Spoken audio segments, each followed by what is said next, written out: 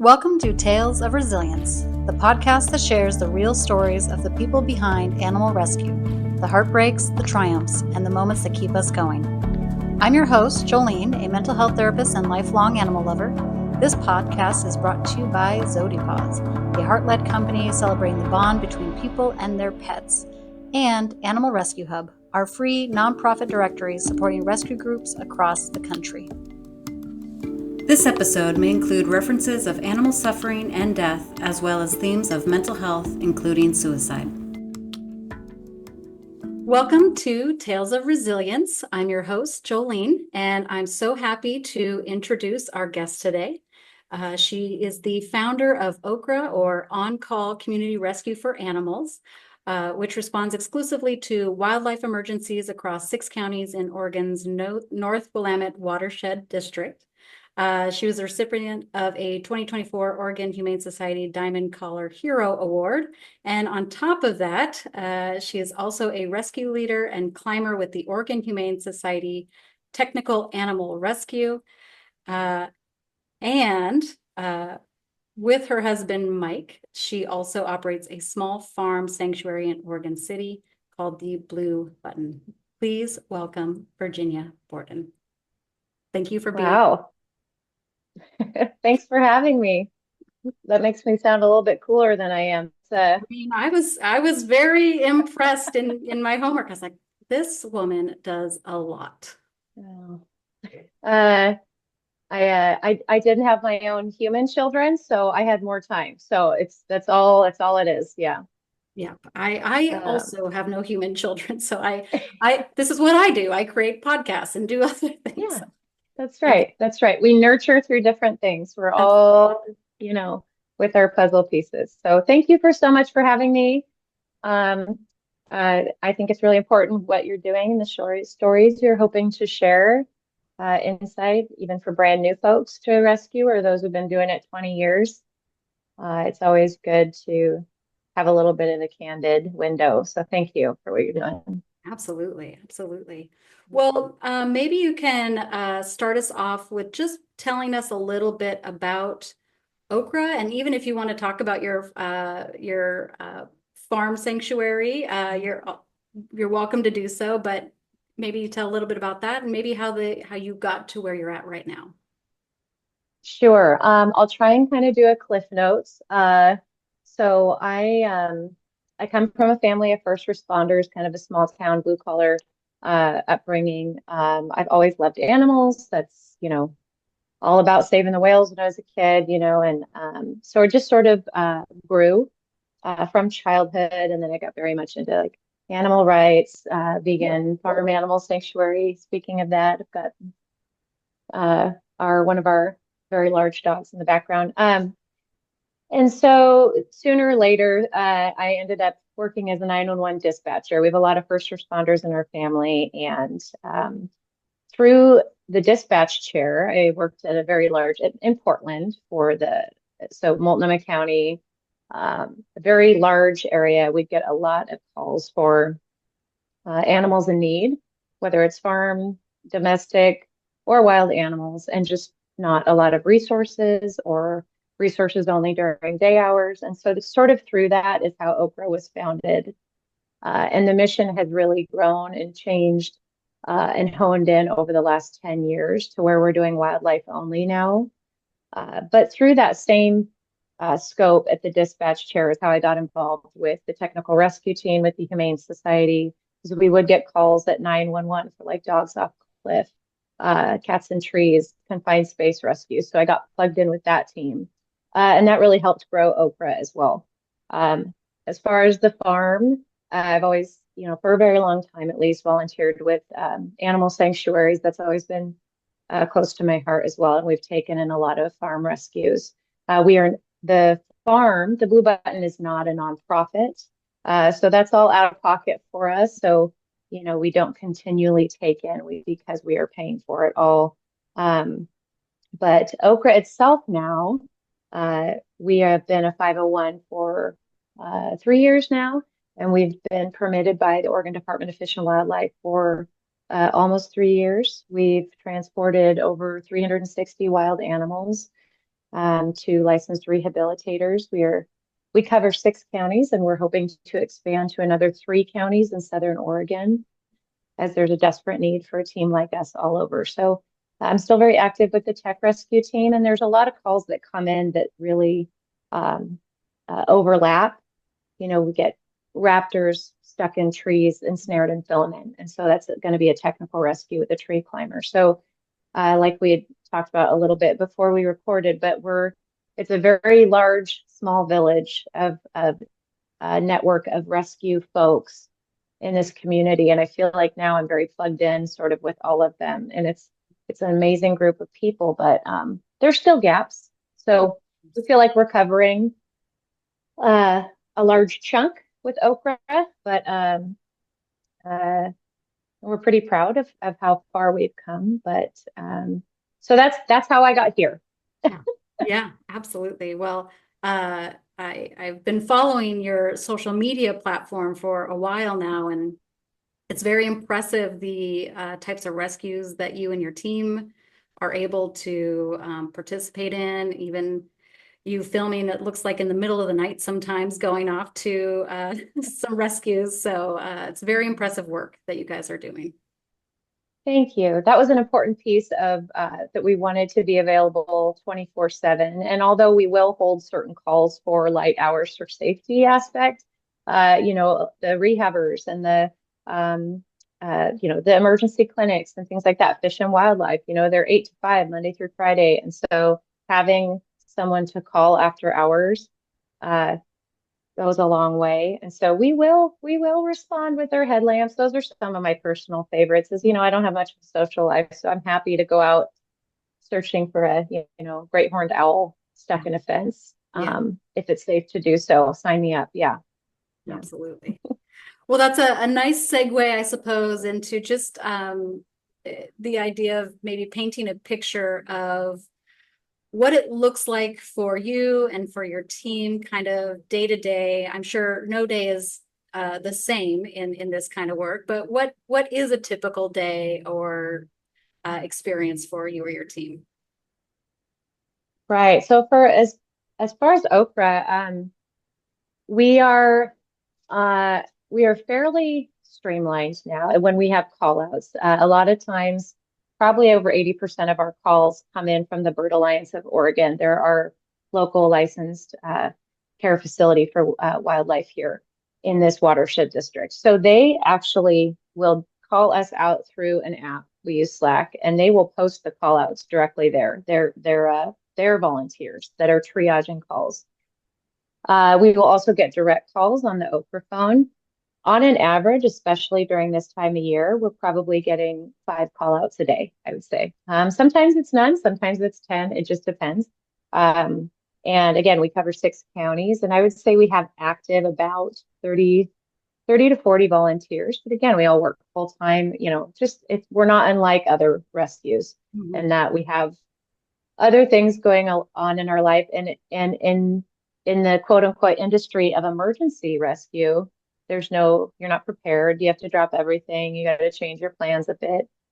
For example, this morning, it actually came in late last night. We have an injured turkey vulture on a paper mill property here in Clackamas County. It's under construction. It's it's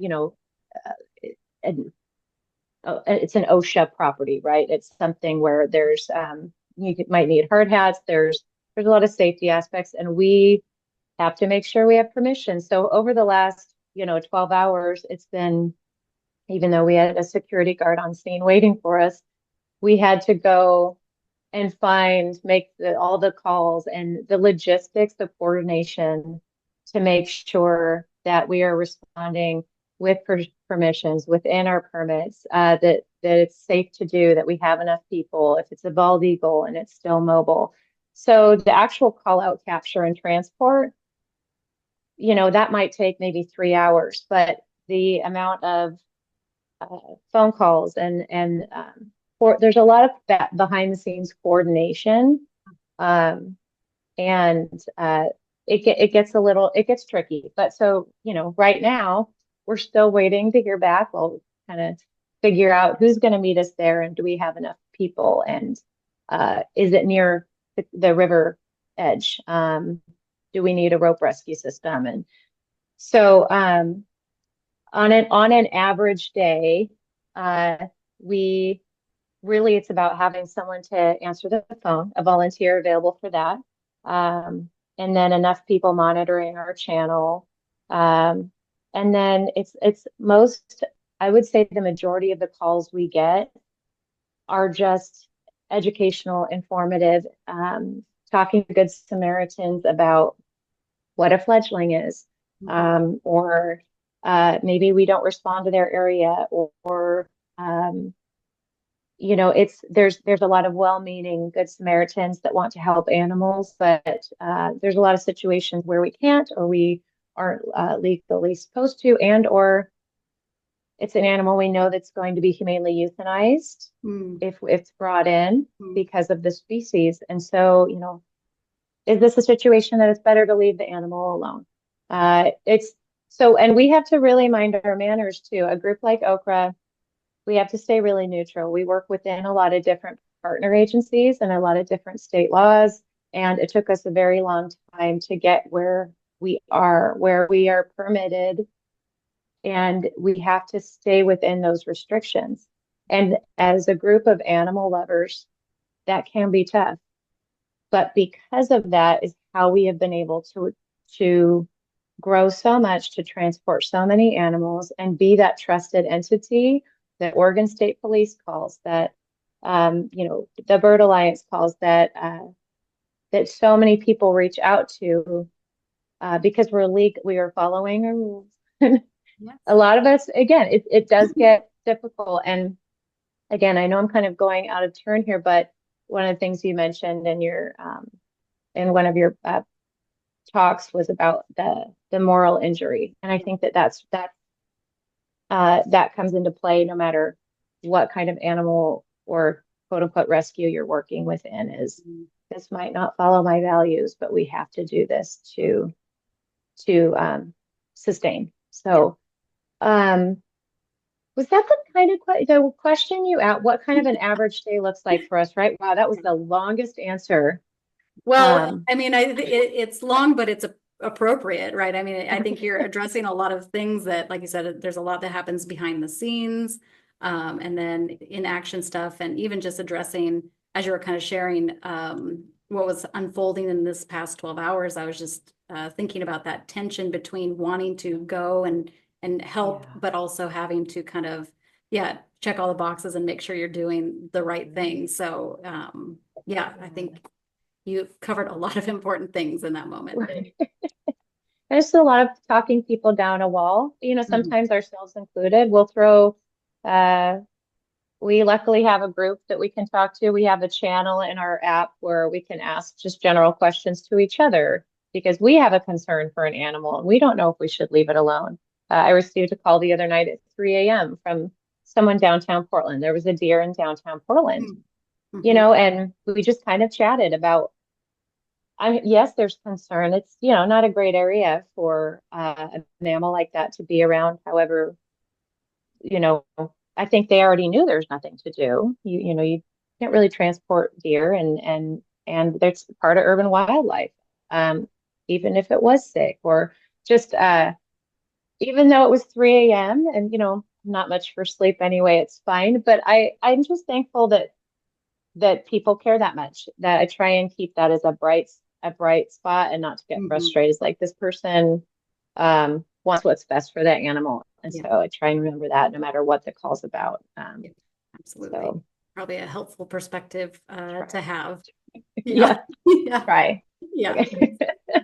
Well, I definitely want to talk about the sleep aspect when we get into more of the resilience piece, because it sounds like we're on call, that's important to think about. But before we shift into the resilience topic, what's one part of the work that people maybe often misunderstand? Sure. I think we're just gonna deep dive into it. So I think that a lot of us, so I'm picturing little Verge when she loved whales, right? And she wanted all animals to live, or the kiddo that finds the baby bird at the school playground and brings it home and, just save it no matter what. We all feel that way. And then when you get involved in rescue and you are in the um, trenches, as they say, right? Whether it's in shelter work, vet med, um, and depending on where you are in the country and the overwhelming impact at the shelter you're working for, that if you're an ACO or there's only so much you can do. And it's not any different with any first responder working with humans, and there's only so much they can do. Or, my sister who's an ED nurse, and there's only so much you can do for each of these people and or animals. And when there's no space, and and again, that goes back to your moral injury. So here you are, you love animals, and you've decided now you're working in shelter work and or volunteering there. And you realize there is no way to save them all. There is no magic place for all these animals to go, or these animals that have mauled a few people and it is not that animal's fault, but the misdirected anger is the hardest part. So humans are the best and the worst part of rescue, right? But the misdirected anger, and sitting at the 911 dispatch chair, we get that a lot too. It's whoever answers the phone or whoever you end up finally getting to that you're angry at. Or a lot of people throw their frustration and anger on these shelter workers or on these rescuers, when these are the people that are sacrificing their time, energy, tears, blood, sweat, and sometimes lives, mental health, everything for animals, and they can only do so much. And so that misdirected anger is a drop in the bucket of why so many die of suicide in this field. That misdirected anger does so much damage, and so this is why I don't read the Facebook comments. And I because I know those people are coming from a place of love. They love animals, but the perspective that the absolutely maybe some have like a toe dip of perspective. They spent a day, at the Humane Society or something. Great, please. But that's why we always push for volunteering or this is the whole glass walls at the slaughterhouse. If you spend a day sitting in the 911 dispatch chair, if you spend a week volunteering at the shelter, I don't feel like you can't judge those places until you're actually in there and see that there is a lack of there is no magic place. Same, people get upset about the drugs and the drug epidemic or the lack of resources to those in addiction. And they go to the ED, and then there's, just people are lost, fall through a system, and it's no different with animals. So I just, when already these volunteers and those in rescue are already crumbling and emotionally at their wits' end, in their compassion fatigue, and then they get attacked on the phone for not doing enough, or this is your fault if you don't go. That is what people don't understand. The magic wand that doesn't exist. Well, and I think you're absolutely right that frustration that comes out of people, that anger is certainly it's often from a place of hurt, right? They're feeling hurt about it, or they're feeling desperate about a situation, and it's not resolving, or they don't have an answer, and it's we just don't do well in that. So, but it's also hard on the receiving end to have that kind of come at you. And I understand why people are upset and they want answers, but they want someone or something to blame, and it's too big of an onion. It's very nuanced. Yes, things need to change. There are some amazing statutes that have been written and for animals in support of animal welfare. They're incredible. That people worked really hard to get passed, but then not a lot happens with those statutes, because from there you have to now teach every law enforcement officer or, really to enforce those statutes. Yeah. And then then the courts to try people and sentence people based on these that there it's not an exact science. It's not black and white things. It's just you want to be angry, but it's a huge system you're angry at, not just Yeah. one person. Not saying that people shouldn't, but remember not to attack a human that was, Yeah. you know, Yeah. just feel, where are we sending our frustration? Is it going to the right place? So that's hard. That is hard, and that's volunteer attrition comes from that, right? And which completely understand that.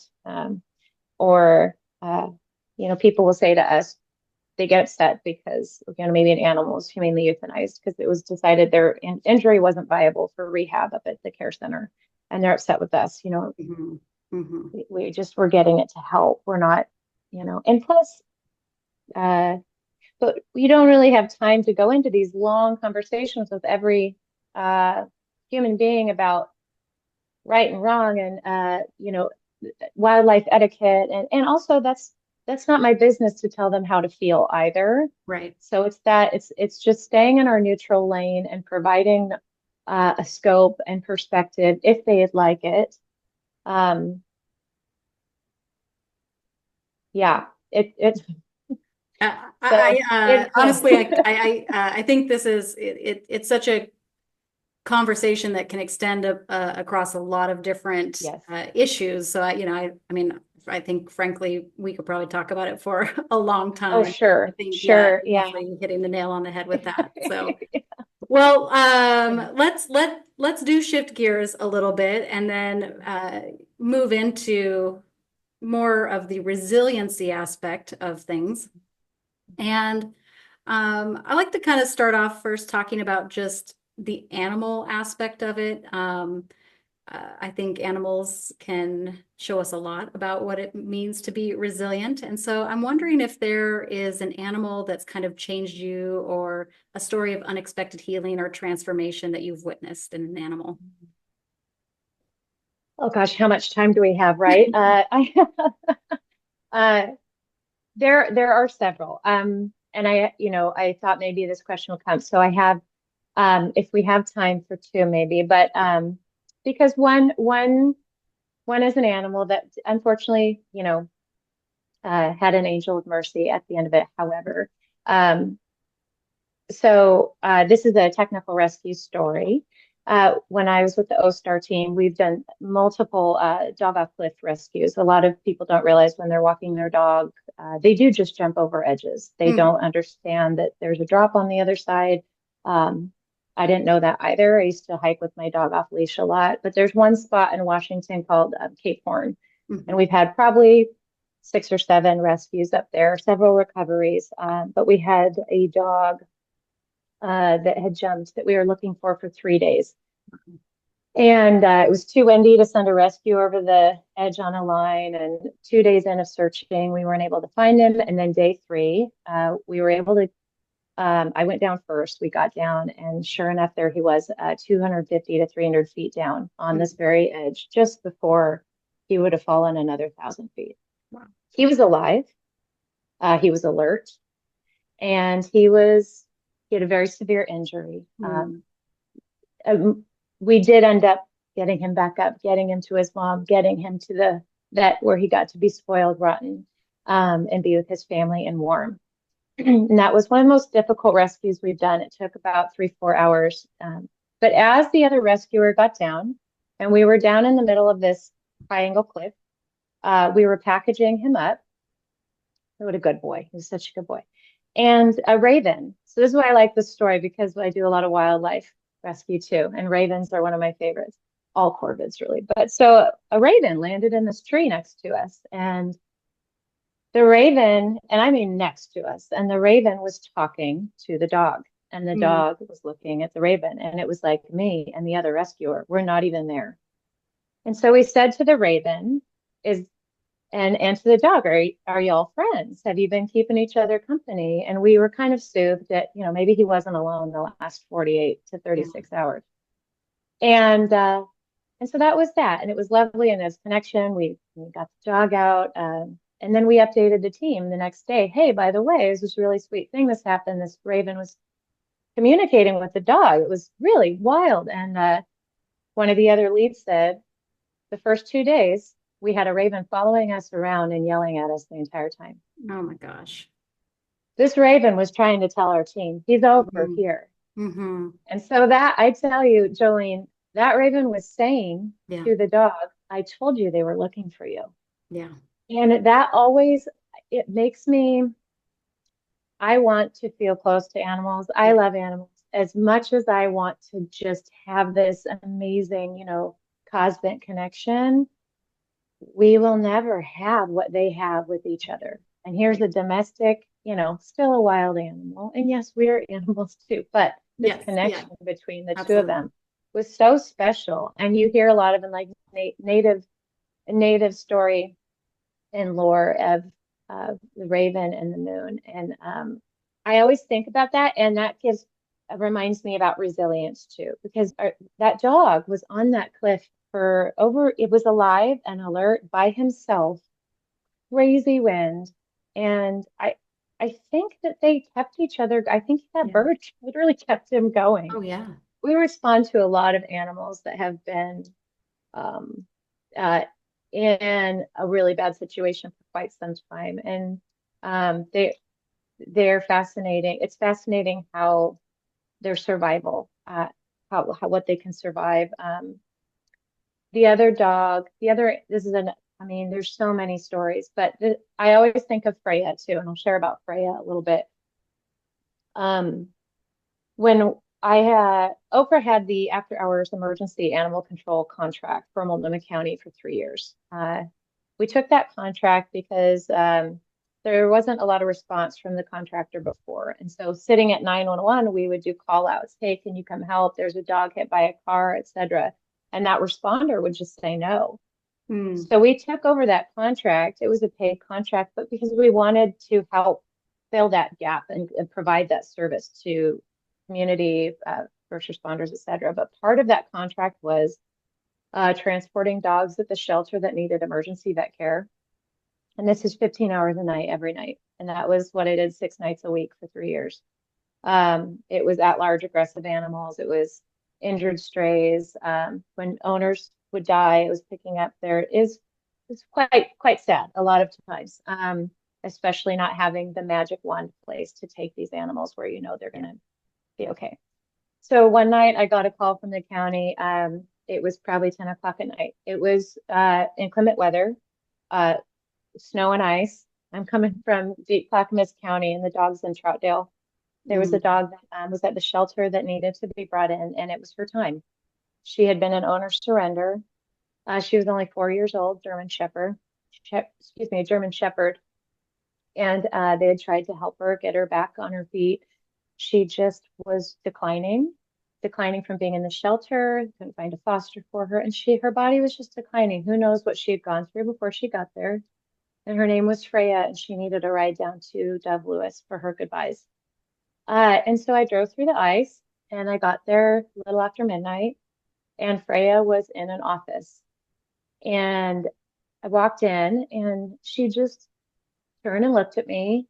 And, I've done this a million times. There's lots and lots of just me and them, Yeah. not happy a lot. And she just looked at me, and she tried to stand up, and she's like, and she looked at me like, I'm ready. I'm Mm-hmm. ready. Let's do this. And she was so strong and so just ready. And I went to, she's like, I can do it. I got it. So she walked to the car, and then I went to Wow. help her in the car, and she's like, I can do this. Let me Mm. do this my one last time. And she wasn't afraid. She wasn't trembling. Like she just was like, she almost was giving me this look like, it's okay. Yeah. It's okay. Yeah. I know it's okay. I'm ready.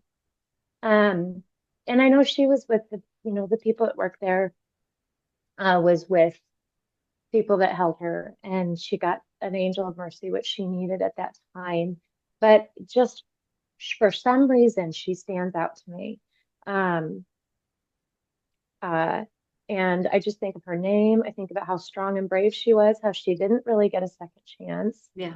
Um, but it was, uh, but I saw she was seen. She was loved for a moment. She was given kindness, and sometimes it's the random ones that get us. And I don't know. I I've seen some really heavy stuff, but Yes. Freya just picked a spot in my heart and wouldn't leave. Hmm. And a similar German Shepherd, I'm going to throw in a third, Simba. Okay. Simba did get a second chance, and you can, cut out some of these if you want. But Simba was abandoned, and I went out about 6 a.m. He had been tied to a tree overnight. He was skin and bones. He looked like he was 14. He ended up only being 4, and he just was looking. He would ignore me and just he was looking for the person that left him there because he wanted to be with that person, even Hmm. though they were the ones that left him there. Yeah. And it just broke my heart because he's like, where are you? I still want to be with you. I Yeah. forgive you, whoever did this to me. Yeah. And I'm like, no, So sometimes it's not malicious. When someone abandons an animal, if it's in a public place, you never know what that person's going through. It's not necessarily okay, but Simba got rehabbed, adopted out. He Mhm. is an unrecognizable dog now. He's living with another German Shepherd. He lives in the country. He's spoiled rotten, and I just things work out sometimes. Yeah, absolutely. So sorry about that hour-long response. Well, I mean, I love all of those stories, and I mean, the first one gave me goosebumps on my arm, and the second one made my Yeah, heart really like kind of heavy, but in a loving way. And then, yeah, yeah, I think the stories are great, so I 10 appreciate you sharing million. them. I love the stories. Yeah. Yeah, yeah. Not one of them was really. Oh, I guess we did have kind of a little bit of wildlife in there, but yeah. We always have the few that stick out, right? Yeah, Absolutely. Yeah. yeah. Yeah. Great. Um, Now let's shift into human resilience, your Yeah. resilience. Um, how would you define resilience? If you had to define it in any way that you feel that feels right to you, how would you define it? Um, I know it's not shocking that we don't really have a short definition, but resilience to me um, is the ability to uh, balance, shake off the constant feeling of urgency and the constant feeling of guilt for not doing more. Um, and that's, real basic, but there's all sorts of stuff under that, right? But I talk to a lot of women, especially, but men I know too, but living in, and I'm sure everyone can relate to this, living in a state of urgency Hmm. and not being able to shut that off. And I think you're living in a state of urgency when you feel guilty for sitting down for one moment. Hmm. Um, and or you feel guilty for turning off your phone and or not answering a call or sending it to voicemail or um, the to give ourselves permission to balance. It's tough because in rescue, um, there are no quiet moments. There's always someone that needs help. Uh, it is a state of urgency. That's what Yeah. rescue is. So Yes. how do we How do we shut that off? It is really, really difficult. We can do our morning yoga and what's going on in our head, or as we hear our phones buzzing, or so resilience is also reminding ourselves of what Jane Goodall, refers to as our puzzle piece. We all have a puzzle piece we were born with.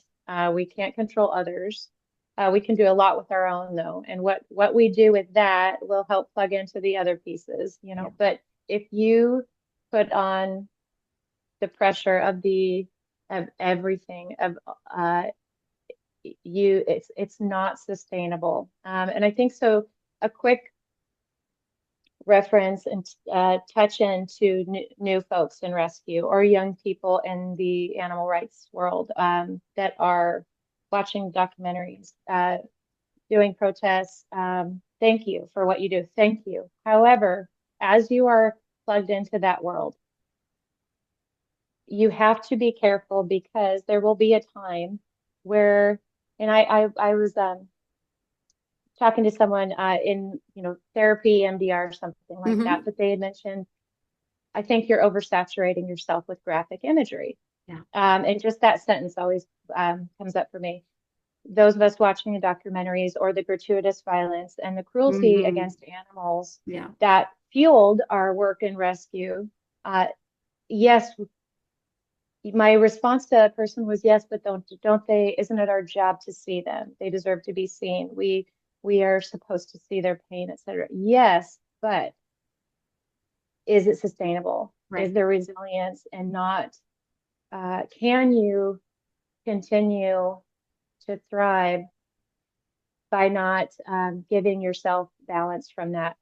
Maybe you need to turn on, Arrested Development or The Office or whatever it is in the Yeah. background for a while and take a hot bath. Maybe it is okay. It is okay to go on a camping trip with your friends and not look for a minute and or walk Mhm. through the grocery store, through the bacon section and not cry. It's okay. Yeah. Um, so, depending on what scope of rescue you are in, even if it's human related, um, where are you giving yourself permission? Or you are not burying your head in the sand by balancing.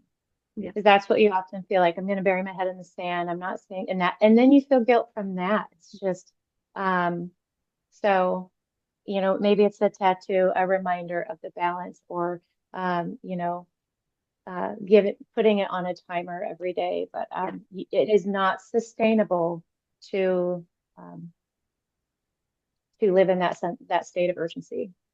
Yeah. You will crash and burn. Yeah. Yeah, absolutely. I mean, these are conversations that I have pretty regularly with clients of my own, and the word oversaturation I think is a really good one that I do use. In fact, I got it from a book called The Age of Overwhelm, if you've ever heard about it. But it kind of That down. it uses that concept of just, yeah, taking in kind of all of these stimulations, whether it's from our social media or TV or people. And it's just at some point, I think, yeah, we become like a wet sponge. We literally can't take anymore. We kind of leak and trip all over the place. Yeah. Yeah. Oh, that's so well said. Absolutely. Age of overwhelm. You're right. Yeah. It's not just animal, private cameras Mhm. and uh it's social media. It's everything. You're right. Absolutely right. Yeah. Yeah. So it sounds like as far as like your own self-care, there's permission giving that I hear around being able to have boundaries. What other things do you feel like you're doing to take care of yourself? Um, so I I talk to other people that can hear the rough stories. My sister's the ED nurse, like I said, she can hear it all, and I can hear it for her. Yeah. I have a sense of humor that gets me through this stuff. Sometimes there's a lot of folks on our team that also work in vet medicine.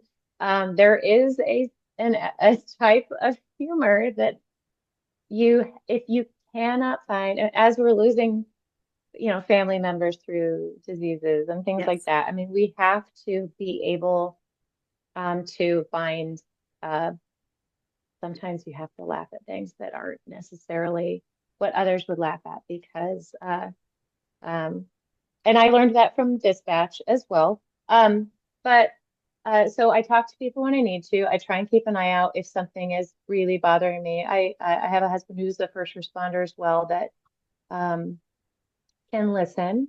I also am a fan of rage workouts. I'll be honest with you. I Yeah. like to go to the gym and have some rage workouts. So I know that that's a whole different body system and energy than, yoga. I definitely do my fair amount of stretching as Yeah.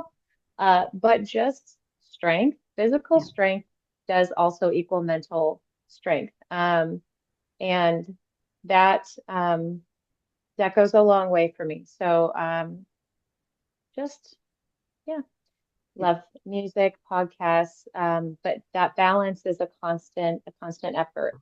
Sleep is a whole nother thing. I didn't sleep for a long time with that contract I was doing, but uh, I have been trying to read more instead of Mm. turning on the background Mm. noise. So I will open a book, birds.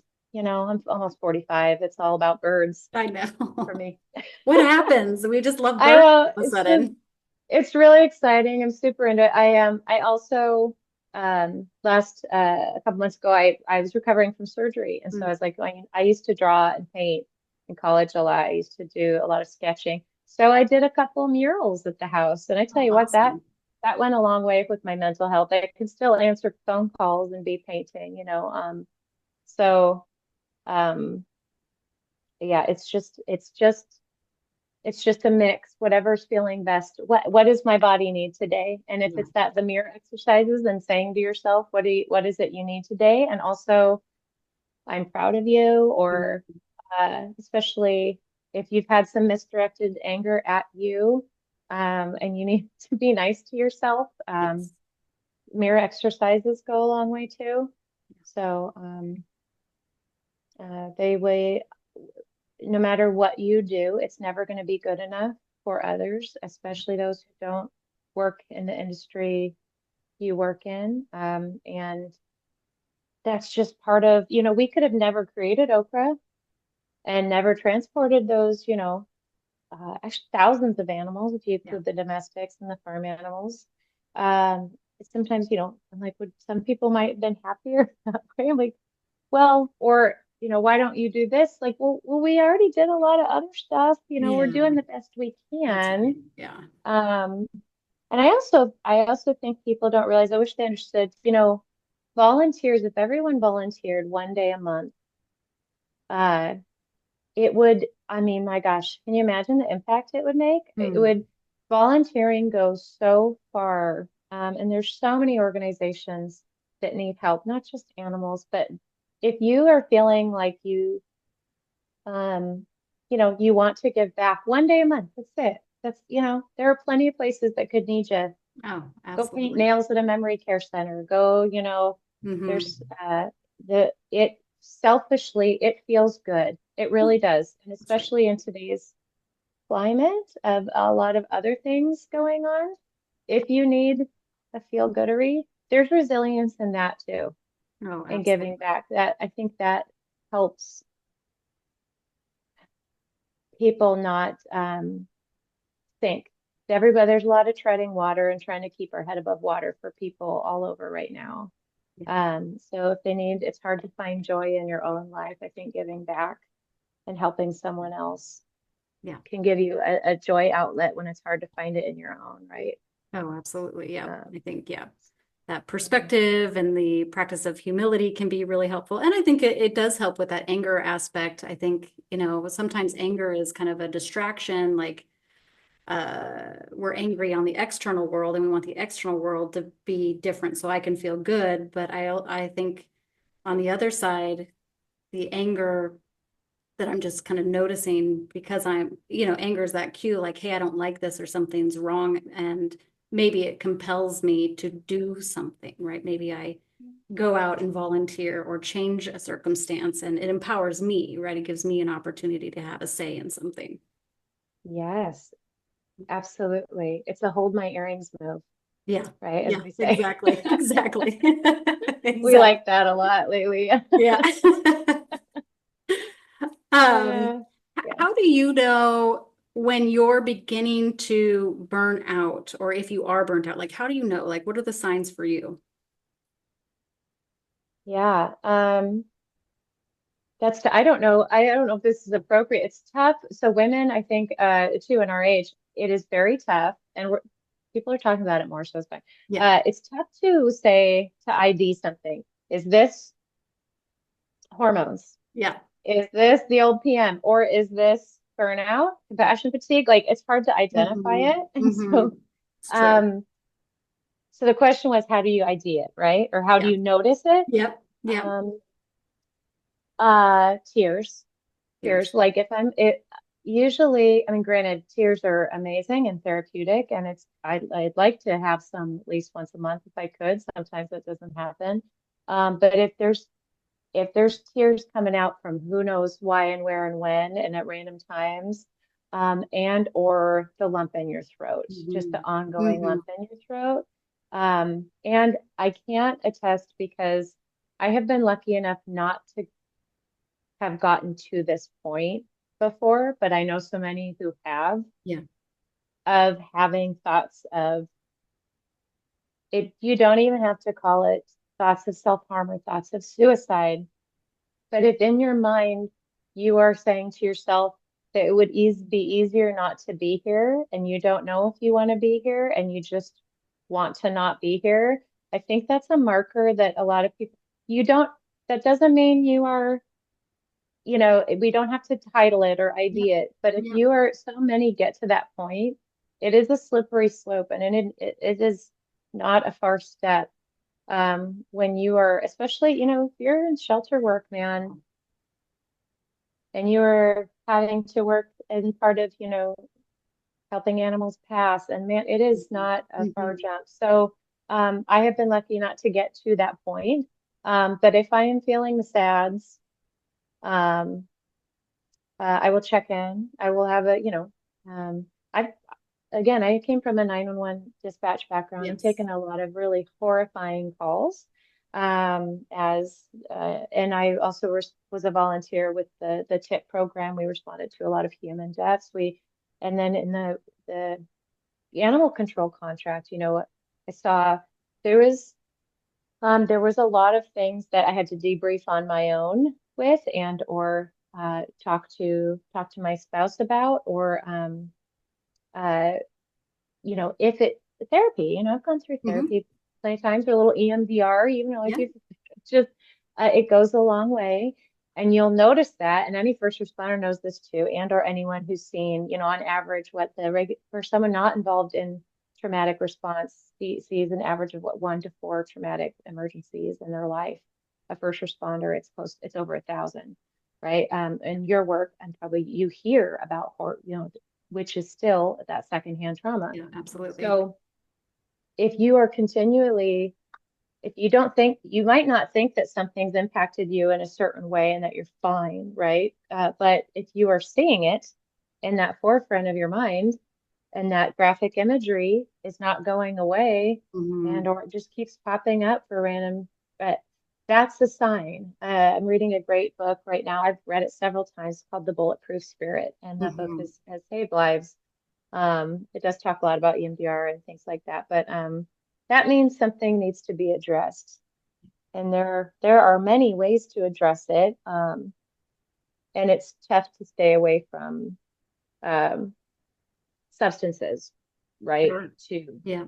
So um, that luckily, again, I haven't had gotten down, I haven't had trouble with that, but there's been plenty of times, really rough times at work. I'm like, I really want a glass of wine, and it's kind of a red light for me, that I'm Mm-hmm. like, why do I want a glass of wine so bad? So anyway, the graphic imagery coming up again, right? That's another big, big, Yeah. big marker that, I need some extra help. Yeah, absolutely. Yeah. Yeah. Sorry about my long-winded answers. They're they're really great. I mean, honestly, you're my second interview, so Okay. I had I didn't know how these were going to go. I didn't know how much time would be good or not good. So we're taking it as it is. This is all Okay. valuable, I think. So I appreciate your willingness to share. So Okay. Anyone who knows me will not be surprised. They're like, oh, don't ask her questions. She's gonna talk. be So yeah. careful. Yeah. Well, when in our intake paperwork, you were talking about, obviously you have a lot of volunteers and you share this wisdom that you've kind of gained over the years and kind of try and make sure to kind of check in with other people too. So it sounds like you've got, um, the ability, to the best of anyone's ability to kind of self-reflect and check in and try and help other people do that. Would you say that there are any particular things that you see as important components to building one's resiliency? Mhm. Um, yeah, I think that and maybe it's regardless of age, but especially folks that are just coming into it for the first time, uh, and um, they don't know how they're going to feel after they see a traumatic injury or see an animal die in front of them, or a person, or whatnot, is whatever whatever happens and whatever you're feeling, that's okay and that's normal. And grief is not linear and it's not an exact science. And even being in this, again, the quote unquote industry of Mm-hmm. emergency response rescue, uh, it still comes at me different ways. And whatever that is, it's okay. It is not, you're not, you're not a robot because you didn't cry at this one and everyone else cried. You are not, um, uh, and you're not weak if you needed 2 weeks off for your Mm-hmm. first one. It's Right. just your body is going to react how it's going to react, and it's layered up from everything else going on in your life. So just there, no matter how you respond, even if it's 6 months later and that comes up, and just it's okay. Don't try and self-diagnose or have expectations of how it's going to go because it's probably not going to go that way. Yes. We also have tools when I was with the trauma intervention program. There was like a 2 week training. It's an amazing program. They're always looking for volunteers. A lot of folks, when they have a family member die, they don't know what to do. They don't know what the next step is. So police, fire, medical, they'll call out a tip volunteer. And it's a lot of training about, it's literally the trauma intervention program. You're helping people with the next steps and talking them down a hall, like Mm-hmm. helping them write things down in their state of hysteria. So these were a couple of my favorite tools we had from that training, and we use it on the OSTAR team. We use it on the OCCRA team. It's literally in our policies. And um, if we are on a call, because we respond to hysterical owners and hysterical humans, and Yes. sometimes what one person's emergency is not, it's not the worst we've seen or anything like it. But if the person, the victim, we'll call it the human victim, is crying, it is okay for the volunteer to cry as long as it's not louder or longer than that person is crying. Yes. Yeah. As long as we're not really taking over the stage, Right. It right? doesn't become about you, but you're sharing Right, a human moment. right. In the C, the significant emotional event needs to not be ours, but we can meet them at theirs, right? Oh, and if the person's laughing, if that victim or that good Samaritan is laughing, even if it's like, it's not really a laughing scenario. Hey, I've got an interesting sense of humor. It is okay for that volunteer to laugh as long as it's not longer or louder than they. So it's just, for me, that really helps because I, what chaos, comes out in different emotions. And sometimes that's laughter, sometimes that's crying. Um, and we don't have to be robots. You Mm-hmm. can, one of our recoveries for a dog off cliff, we found the dog, recovered them. We had brought them back to the owner's vehicle on a game cart, and we were as graceful as possible. And we placed the dog in a box they had brought, a beautiful. They had, and it was sad, man. It was sad, and there was like 8 of us, and they'd done this huge rope rescue, and they just, we all have animals. These poor Yeah. folks. Well, a couple of our volunteers went over, picked a few wildflowers, and just laid it on the box on the back in the back of this truck. Mm-hmm. And that gesture was so significant. I just was so touched by that small gesture of there is absolutely nothing I can say right now, but here's something little. And we've done that on calls for wildlife when the wildlife has died on scene. We'll place some wildflowers, or we'll just say to that person, and I'll say to volunteers, whatever you makes you feel better. If you find a deceased animal on the side of the road, if it makes you feel better to cover them up with a blanket, then cover them up. Um, it is not, you can be human on your rescues. And yeah, so that's kind of it for tools. We check in on each other a lot. Mm-hmm. Um, and we also tell people, hey, if this is not for you anymore, or if you get to a point where you're like, I need a break from this, or that's okay too. There's, if you're volunteering at a shelter and you're like, I can't do this anymore, then don't do it anymore and go take a break and go maybe do something else if you want. But like that, they, they will continue without you.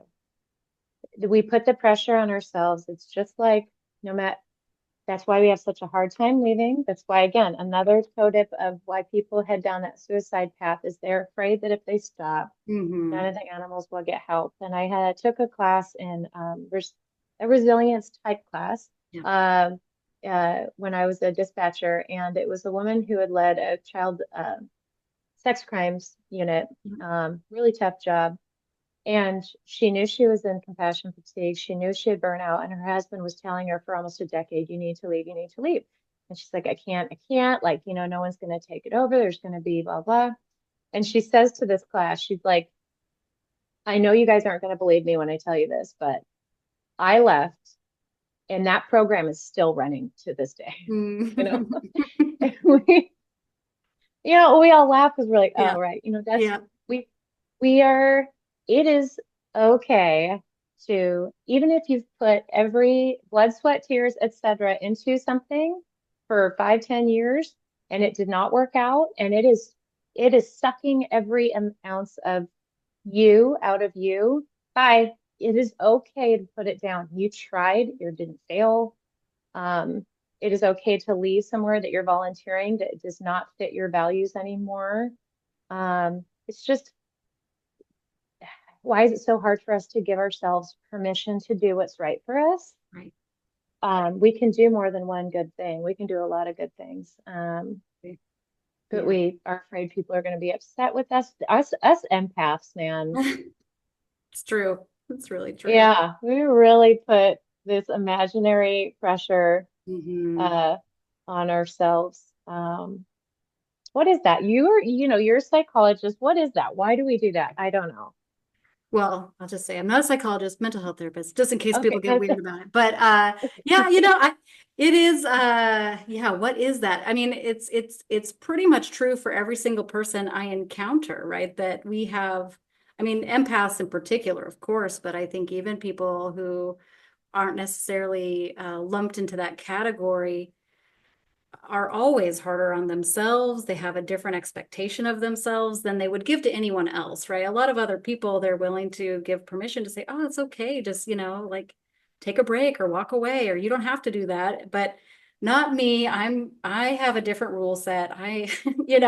It's an oddly like elevated position, but it comes from like a really low place, kind of like yeah, being really hard on yourself. So, yeah. and I think certainly why and where it comes from is probably a much longer conversation, but yeah, it's just this somehow we develop a sense of over responsibility for Right. things, I think. Yeah. I should be listening instead of talking so much because I Oh, bring up these great words. I'm like, oh, I'm going to talk to my volunteers about that over responsibility. Um, Absolutely. If you take all the hours that we volunteer, it's the other thing is I see people on, friends, whatever, folks on social media going on all these trips and vacations every year and having a good time, feeling joy. That's awesome, excited for them. And in my head, I go, I think, who, I'd be so worried about the phones or somebody be able to respond to calls while I'm on that mhm, boat, or mhm. that I don't get paid for any of this stuff, and we're not that we should, not that we need to get paid for doing good things and giving back Of course. and doing our puzzle pieces, but the pressure, the over responsibility, how much are we really? Yeah, Yeah, that's a good word. absolutely. Yeah, I mean, Yeah. I know personally, especially because I'm in private practice, so learning to figure out how to take vacations and not feel like, yeah, people are just gonna like fall apart all of a sudden if I'm gone for, however long, Mhm. so Right. I think it extends to, yeah, anything in these kind of helping professions, I think it Mhm. attracts a certain type of people. I think every job, Mhm. no matter what it is, attracts a certain type of person. And I think these helping types of professions will often attract people who have this real sense of responsibility, Mhm. that they feel compelled and need to help, but also Absolutely. figuring out how to have the healthy boundaries with it. Right. Mhm. Right. So I always think about the What About Bob movie when I think of that boundaries and patient versus Such a good so movie. it's so good. I'm sailing. Uh yeah. Again, comedic relief goes a long way. Well, actually, Yeah. that leads into probably one of my last questions. You had mentioned the dark humor, and that's something I definitely connect with. And sometimes you have to know your audience. But before we wrap up, if Yes. if there is like a funny or memorable moment in rescue, is there something that makes you laugh or smile when you think about it? Um, so I have a funny call from, well, there's plenty of funny calls from when I was working at 911. But I don't know if it's funny to other people, but it always makes me crack up. And it does involve wildlife. So it was just really, I got a call from this elderly gentleman. He advised me he was elderly. That's his words. But he calls 911. He's in his middle of the day and he says, yeah, 911, I'd like to report a dead body in my yard. And I said, oh, I say, where's the dead body? Where specifically? He's like, in my backyard. I'm like, can you see it? Are you next to it? He's like, no, I just know it's there. And I said, how do you know? And he said, well, I'll tell you what. He's like, every time in my backyard in my hot tub, the G dam, I'm not gonna cuss on here, the G dam crows won't leave me alone. And I'm waiting like for him to finish that sentence. I'm like, and he goes, well, there's so many crows back here, there's probably a dead body somewhere. And I was like, do you smell a dead body? He's like, no. And I'm like, well, crows are pretty just active. Maybe they've got a baby nearby or something. And he goes, yeah, you're probably right. There's probably not a dead body. Never mind. And he hung up. And I just was like, what? Like, what? How did he get from A to B? I just thought it was the funniest thing. But That's you can't make it up. You can't make any of it up. that is the truth. Um, That's so funny. yeah, there have been plenty of, you know, interesting like cat wrangling calls in the middle of the night. I've had to call one of the most awesome people on our team. Her name's Darcy, and she's a CVT. She's been with us since the get-go. She's on the board. She was one of our contractors for the emergency county response. She's team lead, but she's the most amazing cat wrangler on the planet. And we would get calls where there's 9 cats in a house. Mm, And hmm one time we were at a home that was a grow facility, and so Oh, it was hmm very strong. Uh, the entire condo was filled with marijuana plants and other items that were very strong. And I was there by myself trying to catch these cats. And I had to call dear old Darcy at like 3 a.m. to come over and help me catch these cats in this house that smelled so strong of weed. It was funny. It was funny. And she was graceful and caught them. And I think the cats were probably excited to leave, to I'm be sure, honest with I'm you. sure they were. But I was like, how did we get here? How is this how are we here right now? It was kind of a light bulb moment. You're looking around you and you're like, it's my dreams came true. You know, like, did I do this to myself? Am I Um, manifesting this? yeah, I'm like, I was joking when I said I wanted this. I tell new volunteers when they join, if you can handle a cat, you can handle basically anything. I'm not super concerned that you can't handle a bald eagle. If you can handle a cat, because they're made of liquid, prove me wrong. So that is a skill for sure. That's But hilarious. yeah, I'm sure that all of my other funny stories are going to be too probably inappropriate. So those are the two. Well, maybe we can chat about those later, but Yeah, we've had plenty of cats like stuck in HVAC systems and things like that with the O-Star team. It's always interesting. We're always getting cats out of. We had a cat in a wall for 2 weeks one time. It wasn't oh even my their cat, gosh. and it took us 2 weeks to get it out. But it was like, how they get into those places is always very, very, very interesting. Oh my Um, gosh. They're just curious little creatures. yeah, yeah, made of liquid. Yeah. Well, it's probably a good place probably for us to wrap up, but I sincerely appreciate all of your wisdom that you shared today and the honest responses that I think will go a long way for people who are able to tune in and kind of either hear themselves in your stories or learn more about what is going on behind the scenes. So I sincerely appreciate that. Thanks for having me and giving people that little window. It's usually not so um, fluid, candid. I think Mhm. maybe we're afraid to be that candid. Yeah. So hopefully I didn't uh, push it too far, but it's nice to be able to just sort of, Yeah. Absolutely. casually chat about it, as a lot of people are in that. Yeah, Hmm. I'm curious to hear other folks as well Yeah, that I'm we talk excited to. to keep the Yeah. conversations going and Yeah. yeah, probably definitely hear a lot of similarities, I'm sure, just because Yeah. not there's no story that is the same, but I think that there's a lot of similarity in our human experiences. When I think a lot of times we can feel alone in what we are feeling or thinking. Mhm. But when we start to hear more, like I run a women's group, and I think one of the things that's so important and impactful for those women is that they don't feel alone, right? That they get to, someone will share something that they feel really embarrassed about, that a thought they have or a feeling they have, and someone else can say, oh, I feel exactly the same way, or I had this feeling and I actually responded way worse. So you're doing pretty well. So I think that that connecting in that human way, I think, is really important. Yeah. Yeah.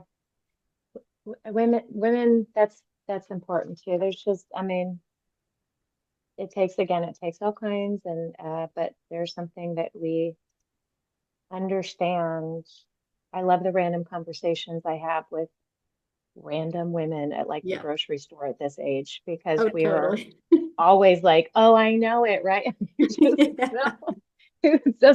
It doesn't take a second to connect and to True. just that is a great reminder. It is so isolating Hmm. a lot of times. A lot of the work we do, especially if you're in like solo response or if you're working, it can be isolating even if you run a huge group. It doesn't matter. But as women too, Hmm. specifically, that's a great, again, men, no, and every gender, we appreciate all you do, Absolutely. but biologically, the things we go through as, I know. It's so true. It's so you true. know, yeah, they Yeah. come out in all sorts of fun ways. So, Yeah. Fun is an interesting word for it, but yeah, hmm exactly. Yeah. hmm Well, it's an adventure. Virginia, if people listening want to support your work, what is the best way that they can do that? Absolutely. So if you live in Clackamas, Multnomah, Columbia, Marion, Yamhill, part of Marion, Yamhill, and Washington County. Those are the six counties we cover for wildlife rescue, and we need help. If you have a car, over 18, have a car, and would like to join us or talk about joining us, just go to our website, apply to volunteer. It may be better if you look through our Instagram posts first because you can kind of see what we do, and we're pretty candid on there and see if of interest to you, or just follow us. You can share things. Uh, and or just kind of the brief education stuff about like fledgling birds and things like that. If you know of a public school where we can come talk about wildlife safety, we do a free class for schools. Fern, they are on our team and they are our conservation lead. And Fern comes to schools and does like an hour-long presentation. It's awesome and free.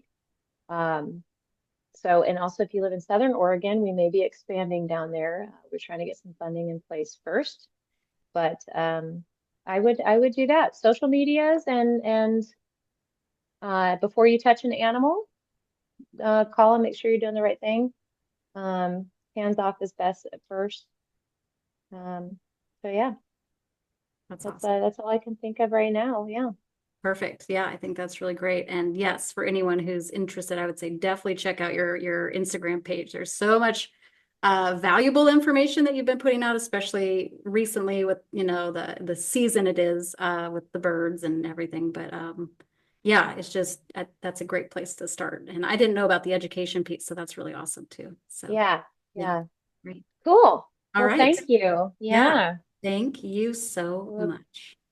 look forward to further further podcasts, and we appreciate you having us on. Yeah, definitely my pleasure.